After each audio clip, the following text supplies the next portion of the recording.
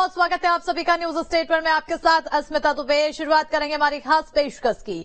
जबलपुर में कुछ दिनों पहले मेखला रिसोर्ट में एक युवती की गला रेतकर हत्या की गई थी, जिसके बाद हत्यारे ने एक वीडियो जारी कर गुनाह कबूल किया था, जिसके बाद लगातार पुलिस पर आरोपी को जल्द से जल्द गिरफ्तार करने के लिए दबाव बन रहा था और फिर आरोपी को अजमेर से गिरफ्तार कर लिया गया। इतना ही नहीं, आरोपी ने अपनी पहचान भी छुपा रखी थी। आप भी देखिए आखिर ये शैतान पहुंचा सलाखों के पीछे।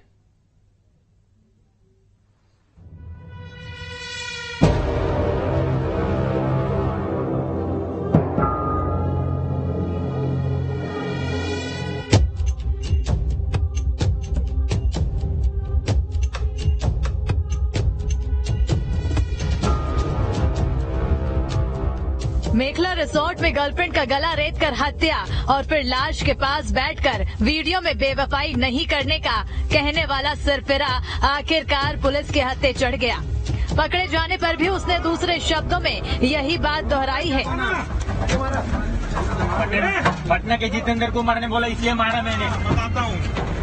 जबलपुर में हुए शिल्पा झारिया मर्डर केस में फरार चल रहे आरोपी अभिजीत को पुलिस ने पकड़ लिया है। कोर्ट में पेशी के दौरान आरोपी को एक शख्स ने पुलिस के सामने थप्पड़ मार दिया।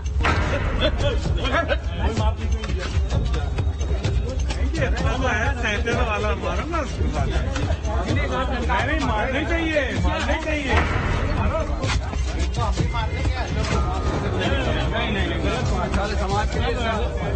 हालांकि पुलिस ने उसे धक्का देकर दूर कर दिया।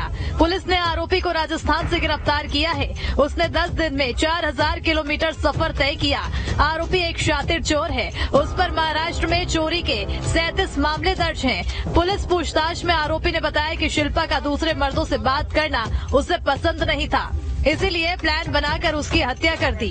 पुलिस के मुताबिक आरोपी 10 दिन से हर रोज अपनी लोकेशन बदल रहा था। पूछताछ में उसने बताया कि जबलपुर में शिल्पा की हत्या करने के बाद वो दिल्ली, हिमाचल, चंडीगढ़ और गुजरात के शहरों में छिपने के लिए भागा था। मैं बोलूंगा कि तेज दिमाग वाले एक क्रिमिनल है जिनका 37 अपराध पहले ही नासिक में थे, और जब कोतवाली में भी इनका जो ऑफेंस हुआ है 420-406 का, उसमें भी जिनके साथ उन्होंने किया है, कंप्लेनेंट को भी इनके बारे में कोई ज्यादा जानकारी नहीं है। तो कुल मिलाकर के ये जिससे भी मिलते हैं उसको या जिससे भी इनकी दोस्ती होती है उसको अपने बारे में बहुत ज्यादा नहीं बताते या फर्जी या गलत आइडेंटिटी बताते हैं। इस बात से आप अंदाजा लगा सकते हैं कि कितने शातिर हैं। जांच में ये भी पता चला है कि उसने 3 महीने पहले जबलपुर में फर्जी आधार कार्ड बनवाया था। आरोपी इसी आधार कार्ड से जबलपुर के अलग अलग होटल में रुका करता था। पुलिस के लिए अब ये भी जांच का विषय है कि आरोपी का आधार कार्ड किसने बनाया था। आरोपी का असली नाम अभिजीत पाटीदार नहीं, हेमंत भदौड़े है। 10 से 12 घंटे ज्यादा किसी एक लोकेशन पे ये फरारी में नहीं रहते और पूरे भारत में विभिन्न दिशाओं में ये जो घूमते हैं। तो सर्टेनली ये बहुत एक ऐसे व्यक्ति जिसका कोई ज्यादा हमको आइडेंटिटी एक टाइम पे नहीं पता चली थी, और वो भी जो हमारे राज्य से बाहर और एक राज्य नहीं विभिन्न राज्यों में घूम रहा है, तो सर्टेनली एक चैलेंज है। 8 नवंबर की दोपहर शिल्पा का शव जबलपुर के मेखला रिसोर्ट के कमरा नंबर 5 में रजाई से लिपटा हुआ मिला था। तब से ही पुलिस अभिजीत की तलाश कर रही थी। शिल्पा मेखला रिसोर्ट में 6 नवंबर को अभिजीत के साथ पहुंची थी। 7 नवंबर की शाम अभिजीत पाटीदार रिसोर्ट से चला गया था। आरोपी अभिजीत को पकड़ने के लिए पुलिस ने 4000 किलोमीटर तक उसका पीछा किया। ये 8 नवंबर को मेखला रिसोर्ट के कर्मचारियों द्वारा थाना तिलवारा में सूचना दिया था कि उनके रूम नंबर 5 में एक लड़की मृत अवस्था में पाई गई है। तो सूचना प्राप्त होती कि थाना प्रभारी मौके पे गया था और जानकारी प्राप्त होने पर यही गया कि वो लोग 6 तारीख को एक लड़का और लड़की होटल में प्रवेश हुए हैं। उन्होंने अपना आइडेंटिटी अभिजीत पाटीदार और रेखा मिश्रा का नाम से दिया था, और 7 तारीख को लड़का अकेला चला गया। फिर 8 तारीख को जब उन लोगों ने देखा कि कोई चाय नाश्ता के लिए कोई ऑर्डर्स नहीं आए, तो दोपहर में जब उन लोगों ने रूम खोला तो ये पाया गया था। पुलिस के मुताबिक आरोपी अभिजीत की लोकेशन 17 नवंबर की सुबह 8 बजे राजस्थान के अजमेर में मिली थी। उसने यहां एटीएम से 20,000 रुपए निकाले थे। इस पर जब राजस्थान पुलिस की मदद से आरोपी को ट्रेस किया गया तो उसके शहर से बाहर जाने वाली बस में बैठने का पता चला। इस पर अजमेर स्वरूपागंज में पुलिस चेक पोस्ट बनाकर बसों को रुकवाकर चेकिंग शुरू की गई और आरोपी को गिरफ्तार कर लिया गया।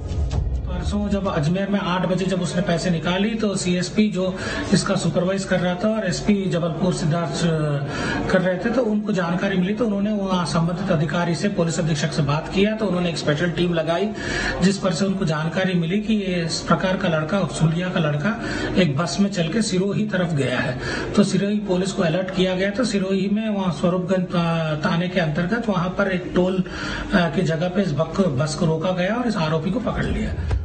हत्या की वारदात को अंजाम देकर जो आरोपी फरार घूम रहा था, आखिरकार अब वो सलाखों के पीछे है और अब सबको उम्मीद है तो ये कि शिल्पा झारिया को इंसाफ मिलेगा। जबलपुर से दुर्गेश साहू के साथ टीम न्यूज स्टेट। प्यार में पागल इस दरिंदे को युवती की बेवफाई इस कदर नागवार गुजरी कि इसने हैवानियत की सारी हदें पार कर दी और फिर पुलिस के शिकंजे से बचने की पूरी कोशिश करता रहा। लेकिन कहते हैं ना कि गुनाहगार कितना भी शातिर क्यों ना हो, एक ना एक दिन पुलिस के हत्थे चढ़ ही जाता है।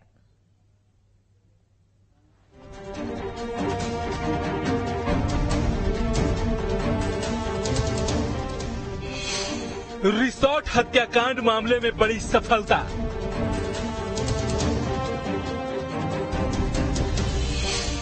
पुलिस के शिकंजे में सन की आरोपी।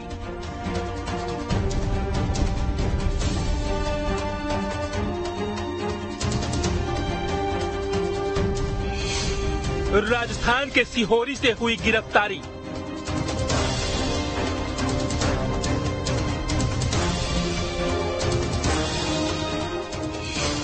पहले भी कई अपराधों को दे चुका है अंजाम।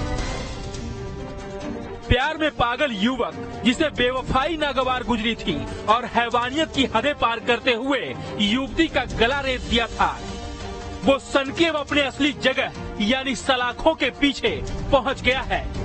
आरोपी का असली नाम हेमंत भदौड़े है, जो कि अभिजीत पाटीदार नाम से फेक आईडी बनाकर चल रहा था। कुछ दिनों पहले ही इस जालिम ने जबलपुर के रिसोर्ट में एक युवती की बेदर्दी से हत्या कर दी थी और इस निर्मम हत्या का वीडियो भी जारी किया था, जिसके बाद से ही पुलिस इस हैवान की तलाश में थी और आखिरकार पुलिस को सफलता हाथ लग ही गई। महाराष्ट्र के नासिक के रहने वाले आरोपी की गिरफ्तारी राजस्थान के सिहोरी से हुई है। इसमें दिनांक 8 नवंबर को थाना तिलवारा में सूचना मिली थी कि एक कमरा जो है वहाँ पर एक युवक और युवती आकर के रुके थे और वह कमरा खुल नहीं रहा है। तो इसके बाद जब थाना प्रभारी तिलवारा के द्वारा वहाँ जाकर के चेक किया गया और रूम का दरवाजा खोला गया तो वहाँ पर एक युवती मृत हालत में पड़ी हुई थी और बहुत खून बह चुका था।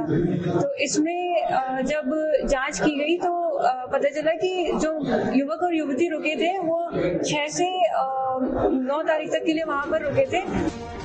कड़ी मशक्कत और छानबीन के बाद आरोपी तक पुलिस कुछ इस तरह पहुंच पाई। ऐसे सलाखों तक पहुंचा कातिल। महाराष्ट्र के नासिक का रहने वाला है आरोपी। अभिजीत पाटीदार नाम से फेक आईडी बनाकर चल रहा था। फिंगरप्रिंट से नासिक पुलिस ने आरोपी की शिनाख्त की। आरोपी पर 2 दर्जन से ज्यादा अपराध के मामले दर्ज हैं। एक ठिकाने पर 12 घंटे से ज्यादा नहीं रुकता था। युवती का एटीएम कार्ड यूज कर रहा था आरोपी। एटीएम से 1,52,000 रुपए निकाले। रायपुर, नागपुर, हिमाचल प्रदेश, चंडीगढ़ और अजमेर पहुंचा। अजमेर में एटीएम यूज करने पर लोकेशन पता चली। राजस्थान के सिहोरी से आरोपी को धर दबोचा। हालांकि इस दरिंदे ने हत्या क्यों की, अभी तक इसकी मूल वजह का पता नहीं चल पाया है, जिसे जानने के लिए पुलिस लगातार पूछताछ कर रही है। आपको बता दें कि 8 नवंबर को जबलपुर के एक रिसोर्ट के रूम नंबर 5 में रजाई में लिपटा युवती का शव बरामद हुआ था, जिसकी गला रेत कर हत्या की गई थी। इस सनसनीखेज वारदात ने पुलिस की नींद उड़ा दी थी, जिसके बाद से ही 50 से ज्यादा पुलिस बल आरोपी की तलाश में जुट गए थे। और आखिरकार पुलिस को सफलता हाथ लगी और आरोपी को सलाखों के पीछे धकेल दिया। जबलपुर से दुर्गेश कुमार के साथ टीम न्यूज स्टेट। और ज्यादा जानकारी के लिए रुक करेंगे हमारे सहयोगी जो दुर्गेश की तरफ। दुर्गेश, अब इस पूरे मामले में रिजॉर्ट हत्याकांड में जो आरोपी है वो पुलिस के हाथे चढ़ चुका है, लेकिन अभी तक आखिर इस पूरे हत्याकांड को लेकर क्या वजह रही है? उसने ये कबूल नहीं किया है, हालांकि ये कबूल कर लिया है कि हाँ सजा यही दी गई है। पूरे अपडेट क्या है? बिल्कुल, देखिए, लंबे इंतजार के बाद तकरीबन 10 दिन हो चुके थे इस घटनाक्रम को। 8 तारीख को युवती की लाश मिली थी और उसके बाद से लगातार पुलिस आरोपी के पतासाजी में जुटी थी, लेकिन 10 दिनों के बाद पुलिस को सफलता मिली है और राजस्थान के सीहोर जिले से उसे गिरफ्तार कर लिया गया है। बहुत सारी चीजें इस पूरे घटनाक्रम में निकलकर सामने आई और पुलिस के लिए सबसे बड़ा चैलेंज यही बनकर निकला कि आरोपी सोशल मीडिया पर एक्टिव था, लगातार पुलिस को चुनौती दे रहा था, सारी चीजें उसने कबूल की, लेकिन एक उसने नाम जो अपना गलत बताया वो कहीं ना कहीं पुलिस के लिए एक बड़ा कंफ्यूजन क्रिएट कर रहा था। क्योंकि जिस दिन हत्याकांड हुआ उसके दिन, उसी दिन जब ये पूरा घटनाक्रम जांच पड़ताल में शुरू हुआ तो सबसे पहले तो लड़की की आईडी ही फर्जी निकली। दो नाम निकलकर सामने आए, पहले मृतिका के, और उसके बाद जब तीसरी आईडी पता चला तो पता ये चला कि जो मृतिका था उसका नाम शिल्पा झारिया था। वो जबलपुर के कुंडम क्षेत्र की रहने वाली थी, जो जबलपुर से भी 40 किलोमीटर दूर है और आदिवासी बहुल इलाका है। आर्थिक रूप से बेहद कमजोर परिवार से बिलोंग करने वाली लड़की जबलपुर में रह रही थी, गोरखपुर इलाके में रहती थी। वो अपना ब्यूटी पार्लर का काम करती थी, स्पा में काम करती थी और उसके बाद अपना परिवार चलाती थी। उसके पहचान में ये आरोपी सख्त आया था। उसके बाद फिर ये दूसरे दिन यानी कि घटनाक्रम के 24 घंटे बाद एक वीडियो सोशल मीडिया इंस्टाग्राम के जरिए जो मृतिका लड़की थी उसकी आईडी से वायरल होता है, जिसमें 13 सेकंड की इस वीडियो में आरोपी खून से लथपथ सनी लाश के पास मौजूद है, कमरे में मौजूद है और वो बेवफाई की बात कहते हुए कह रहा है कि बेवफाई यदि होती है तो यही अंजाम होता है। उस लड़की का उसने चेहरा दिखाया अपने 13 सेकंड की वीडियो में और सबसे हैरान करने वाली बात थी कि उस 13 सेकंड की वीडियो में जब वो बना रहा था तब लड़की दर्द से सिसक रही थी, वो अंतिम सांसें ले रही थी। उस दौरान जिस वीडियो में हमने देखा था उस दौरान लड़की की सांसें चल रही थी। इस वीडियो के सामने आने के बाद हड़कंप मच गया। पुलिस विभाग खुद इस चौंकाने वाली वीडियो को लेकर बड़ा सस्पेंस में था कि आखिरकार आरोपी को कानून का ना खौफ है ना उसे पकड़े जाने का खौफ। यही वजह कि उसने अपना चेहरा भी बताया और लड़की का वीडियो भी जारी किया। ये घटनाक्रम चल ही रहा था कि फिर तकरीबन 8 घंटे बाद एक और वीडियो लॉन्च होता है और उस वीडियो में आरोपी खुद का नाम अजय पाटीदार बताता है और अभिजीत पाटीदार बताता है और खुद को गुजरात का रहने वाला बताता है और उसके व्यापारिक संबंधों के बारे में बात करता है और ये कहता है कि बिहार का एक शख्स था जिसके कहने पर उसने युवती को मौत के घाट उतारा है। अब इन दो वीडियो के सामने आने के बाद पुलिस के सामने सबसे बड़ी चुनौती तो ये थी कि जब आरोपी सोशल मीडिया पर एक्टिव है तो खुद इसकी लोकेशन क्यों नहीं ट्रेस हो पा रही है। कल पुलिस ने खुद आईजी उमेश जोगा ने इस पूरे मामले पर प्रेस कॉन्फ्रेंस की तो बहुत सारे तथ्य निकलकर सामने आए। जो आरोपी है उसका सबसे बड़ा उसका गलत काम तो ये था कि उसने फर्जी आईडी बनाई थी। फर्जी आईडी से ही वो होटल की रूम को बुक कर रहा था। 3 महीने तकरीबन 3-4 महीने पहले वो जबलपुर आया था और उस दौरान उसकी युवती से मुलाकात हुई और फिर मुलाकात पेरेंट संबंधों में बदल गई। युवती इतना अंधविश्वास करने लगी थी उस युवक के ऊपर, आरोपी के ऊपर, कि उसने अपना एटीएम कार्ड दे दिया, एटीएम का पिन तक दे दिया और उसका लगातार वो इस्तेमाल कर रहा था। सोने की चैन वो पहनी थी वो उसे उस दौरान ले गया, कान की बाली ले गया था, एटीएम कार्ड ले गया था और यही एटीएम कार्ड उसके गिरफ्तार तक पहुंचने के लिए पुलिस को सबसे बड़ा मददगार साबित हुआ था। क्योंकि जब आरोपी यहाँ से फरार हुआ, जबलपुर से फरार हुआ, तो फिर वो राजस्थान, वो नागपुर गया, रायपुर गया, फिर उसके बाद हिमाचल प्रदेश में चंडीगढ़ तक गया, फिर अजमेर आया यानी कि राजस्थान आया। यानी इस तरह देखा जाए तो मध्य प्रदेश से भागने के बाद उसने तकरीबन 4 राज्यों में अपना ठिकाना बदला है। पुलिस के मुताबिक 4000 किलोमीटर से ज्यादा दूरी उसने तय की है इन 10 दिनों में। लेकिन पैसों की लालच ने उसे आरोपी तक पुलिस को पहुंचा दिया। जब आरोपी पकड़ में आया तो उसका पहली बात तो ये निकलकर सामने आई कि उसका नाम अभिजीत पाटीदार है ही नहीं। उसका असली नाम हेमंत भदौड़े है, जो नासिक का रहने वाला है, महाराष्ट्र का। इससे चौंकाने वाली बात और थी कि जो आरोपी था वो आदतन अपराधी है। उसके ऊपर तकरीबन 33 मामले दर्ज हैं महाराष्ट्र में और मध्य प्रदेश में, और वो सबसे बड़ा ठग भी है। क्योंकि जबलपुर का उसका जो कनेक्शन था वो केवल युवती से अकेला कनेक्शन नहीं था, उसका इसके पहले व्यापारिक कनेक्शन था जबलपुर में। क्योंकि जबलपुर में कोतवाली थाने में उसी के खिलाफ एक धोखाधड़ी का मामला दर्ज था जिसमें उसने आरोपी को ठगा था तकरीबन 8 से 10 लाख रुपए, और उस मामले में पुलिस लगातार उसे सर्च कर रही थी। तो जब पुलिस को इस बात की जानकारी लगी कि आरोपी जो है वो केवल युवती से संबंध नहीं था बल्कि उसने ठग का काम भी किया है, तो फिंगरप्रिंट्स की मदद से उसकी असली पहचान पुलिस को मिली। और फिर उसके बाद पुलिस ने एटीएम कार्ड, जब पता चला पुलिस को कि एटीएम कार्ड को वो लगातार इस्तेमाल कर रहा है, जो बैंक के अधिकारी थे उनसे पुलिस ने संपर्क साधा, और जो एटीएम कार्ड था उसका लगातार जब यूज देखा पुलिस ने, तब उस एटीएम कार्ड से पुलिस को सुराग मिला कि वो कहाँ गया और कितने कितने उसने पैसे निकाले। आखिरी लोकेशन जो उसकी निकलकर सामने आई वो अजमेर की निकलकर सामने आई थी। अजमेर के एक एटीएम से उसने पैसे निकाले थे, और चूंकि राजस्थान की पुलिस के साथ मध्य प्रदेश की पुलिस, जबलपुर पुलिस का कोऑर्डिनेशन चल ही रहा था, पूरे पूरा घटनाक्रम था वो राजस्थान पुलिस की जहन में भी था। तो जैसे ही इस बात की भनक लगी कि अजमेर में आरोपी है, उस दौरान ही पुलिस ने राजस्थान पुलिस से संपर्क किया, और फिर बस से, यानी कि आरोपी एटीएम से पैसे निकालकर बस में बैठकर दूसरे राज्य में जाने की फिराक में था, और बस से ही फिर आरोपी को गिरफ्तार कर लिया, और उसके बाद कल सुबह जबलपुर लेके आई, और जबलपुर लाने के बाद फिर पुलिस ने उसका प्रेस कॉन्फ्रेंस करके उसकी पूरी खुलासा किया। लेकिन इस पूरे घटनाक्रम में जो सबसे बड़ा लूज पॉइंट निकलकर सामने आया है वो ये निकलकर सामने आया है कि जो भी शख्स अपना फर्जी आधार कार्ड बनाकर मार्केट में इस तरह घूम रहा है, बिल्कुल आधार क्योंकि यहाँ पर आपने फर्जी आधार कार्ड का जिक्र किया, तो यहाँ पर ये भी एक सवाल बनता है कि आखिर उस शख्स का फर्जी आधार कार्ड बनवाने में किसका हाथ था, क्योंकि आधार कार्ड को लेकर लगातार जो हमारे यहाँ व्यवस्थाएं हैं वो काफी ज्यादा सख्त है, और उसके बावजूद इस तरह से अगर फर्जी आधार कार्ड बन रहा है तो कहीं ना कहीं ये सवाल बहुत ज्यादा अहम बन जाता है। दूसरी बात ये कि जब उसने हत्या की, हत्या के बाद उसने जो 13 सेकंड का वीडियो डाला, उस वीडियो में उसने साफ तौर पर कह दिया कि ये बेवफाई की सजा है, लेकिन उसके बाद जब वो पुलिस के हत्थे चढ़ा तो उस दौरान भी वो यही कहता हुआ नजर आया कि मुझे बिहार के किसी शख्स ने मारने के लिए कहा था, तभी मैंने उसको मार दिया। अब आखिर ये बिहार का शख्स कौन है, ये भी एक बड़ा सवाल उठा रहा है यहाँ पर। बिल्कुल, देखिए पहले मैं आपके पहले सवाल का जवाब देता हूं। जो फर्जी आधार कार्ड की बात आ रही है, क्योंकि लड़की और लड़के दोनों के आधार कार्ड फर्जी थे। अब सबसे बड़ा जो लूज पॉइंट है वो पुलिस ने भी यही पॉइंट माना है कि अगर कोई शख्स अपना आधार कार्ड फर्जी बनवा लेता है तो उस आधार कार्ड के वेरिफिकेशन के लिए अब तक कोई सिस्टम नहीं बना है। यानी कि आप अपना फर्जी आधार कार्ड बनाकर किसी भी होटल में जाकर रुक जाएं तो उस होटल वाले के पास ये कोई सिस्टम नहीं है कि वो आपका आधार कार्ड का वेरिफिकेशन कर सके कि वो आधार कार्ड असली है या नकली। और यही सबसे बड़ा लूज पॉइंट अब तक आधार कार्ड में निकलकर सामने आया है और इस पूरे घटनाक्रम में, क्योंकि जिस आधार कार्ड के आधार पर पुलिस आरोपी ने कमरा बुक किया था उसी आधार कार्ड के आधार पर पुलिस लगातार उसे सर्च कर रही थी, लेकिन वो उसका नकली निकला और आखिर में उसकी पहचान जो है महाराष्ट्र निवासी निकली। कहीं ना कहीं दुर्गेश यहीं पर देखने वाली बात बनती है कि जो वेरिफिकेशन वाली बात आपने कही है ये कहीं ना कहीं क्राइम को बढ़ावा देते हुए नजर आती है, और ऐसे में अब आने वाले समय में इसको लेकर भी सरकार की तरफ से कोई ठोस कदम उठाना होगा ताकि वेरिफिकेशन अच्छे से हो सके और इस तरह का क्राइम है उसमें कहीं ना कहीं जो रेटिंग से वो कम आ सके। बहरहाल बहुत बहुत शुक्रिया दुर्गेश तमाम जानकारी देने के लिए और इस पूरे मामले में विस्तार से बताने के लिए।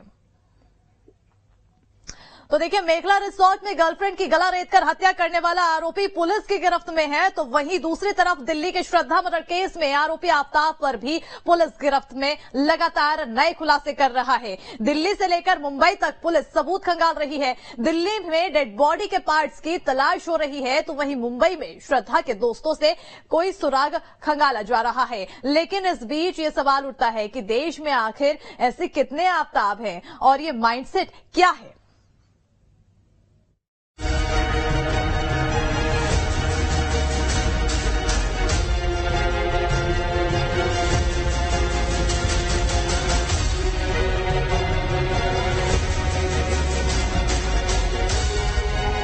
श्रद्धा मर्डर केस में एक के बाद एक आफ्ताब की दरिंदगी का खुलासा हो रहा है।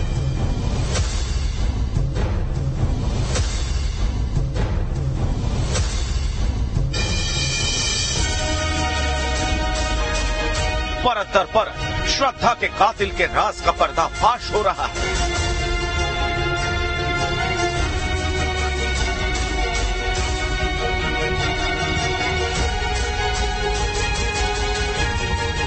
हर रोज नए सबूत सामने आ रहे हैं। श्रद्धा मर्डर केस की जांच जैसे जैसे आगे बढ़ रही है, आरोपी आफ्ताब की हैवानियत वैसे वैसे सामने आ रही है। जंगलों में बॉडी पार्ट्स की तलाश कर रही पुलिस को नए सुराग मिल रहे हैं। श्रद्धा मर्डर केस में एक बड़ा खुलासा ये हुआ है कि महरौली व छतरपुर के इन्हीं जंगलों से दिल्ली पुलिस की टीम को हड्डियां बरामद हुई हैं। दरअसल दिल्ली पुलिस के जो सूत्र हैं वो बता रहे हैं कि 16 नवंबर को जब दिल्ली पुलिस की टीम महरौली के इन जंगलों में खाक छान रही थी, चप्पे चप्पे की छानबीन कर रही थी, तब उस दौरान दिल्ली पुलिस की टीम को 3 हड्डियां मिली हैं। बताया जा रहा है कि जांग की हड्डी है, कोनी की हड्डी है और कलाई की हड्डी है। आफताब की दरिंदगी का असल खुलासा उसे और श्रद्धा को जानने वाले लोग कर रहे हैं। आफताब किस तरह से ड्रग्स का आदी था, कैसे वो नशे में श्रद्धा को मारता पीटता था, इसके राज अब दुनिया के सामने आने लगे। पुलिस ने श्रद्धा को इंसाफ दिलाने के लिए अपनी जांच तेज कर दी है। इसी कड़ी में पुलिस ने उन लोगों के बयान रिकॉर्ड किए जो श्रद्धा को जानते थे। करीब 6 घंटों तक वसई पहुंची दिल्ली पुलिस की टीम ने श्रद्धा के दोस्त गॉडविन और राहुल से पूछताछ की। वो दिन उनके साथ मारपीट हुई थी और उनको चोक किया गया था, मतलब गला दबाया गया था, जिसकी वजह से वो अपने आप को वो घर से बचा के भाग के आई थी। तो उनको इमीडिएट हेल्प चाहिए था, जिसकी वजह से मैं उनको पुलिस स्टेशन लेके गया। आफताब खुद सारे राज उगलने वाला है। आफताब जिस तरह से पुलिस को अपने झूठ के जाल में फंसा रहा है, नार्को टेस्ट में सारा पर्दाफाश होने वाला है। आफताब का तो हिसाब किताब होना तय है, लेकिन असल सवाल ये है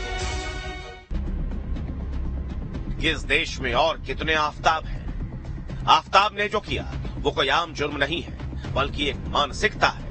ऐसी मानसिकता जो किसी मासूम लड़की को जाल में फंसाकर उसे मौत के घाट उतार देती है। ऐसा ही मेरठ का एक आफताब सामने आया है जिसका नाम है मुजम्मिल। पहले दूसरे धर्म की लड़की को नाम बदलकर मुजम्मिल ने अपने प्रेम जाल में फंसाया और फिर धर्म परिवर्तन के लिए दबाव बनाने लगा। लेकिन जब लड़की राजी नहीं हुई तो उसे 35 टुकड़े कर जंगल में फेंक देने की धमकी दी। सर, मेरे को एक मोमडन लड़के ने हिंदू लड़का बता के मेरे साथ 2 साल से रिलेशन में था। सर, मेरे पैसे वैसे ठगता रहा और मेरे को धमकी दे के मुझसे दोस्ती करी उसने, और अब धमकी दे रहा है कि मैं मतलब तुझसे शादी नहीं करूंगा, और करूंगा तो मैं जैसे श्रद्धा का हाल करा है वो तेरा हाल करूंगा, 35 टुकड़े तेरे भी करूंगा जैसे श्रद्धा के साथ हुआ है।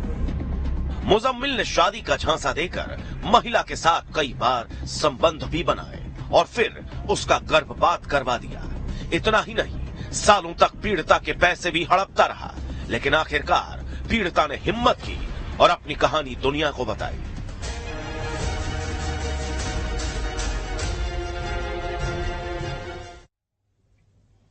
और अब इन सभी मामलों के बाद यही मन में सवाल आता है कि कहीं दिल्ली के जंगल में बॉडी पार्ट्स मिल रहे हैं, टुकड़ों में बॉडी मिल रही है, तो कहीं रिजॉर्ट में हत्या करके लड़की को फेंक दिया जा रहा है, तो कहीं धमकी दी जा रही है। सवाल यहां पर यह बनता है कि आखिर ये माइंडसेट क्या है, आखिर किस और ये इशारा करता है और किस तरह की ये जो हत्या है इसको अंजाम देने के लिए लोग बेकाबू हो रहे हैं। लोगों के दिमाग में किस तरह का पागलपन सवार हो गया है कि इतनी आसानी से हत्या कर वो सोच रहे हैं कि कानून से बच जाएंगे और किसी भी मासूम की वो जान ले लेंगे, गला रेत कर बहुत आसानी से वो बचकर निकल जाएंगे। ये तमाम सवाल यहां पर पैदा करते हैं। इसी के साथ हमारे इस खास पेशकश में फिलहाल इतना ही। तमाम खबरों के लिए बने रहिए न्यूज़ स्टेट के साथ।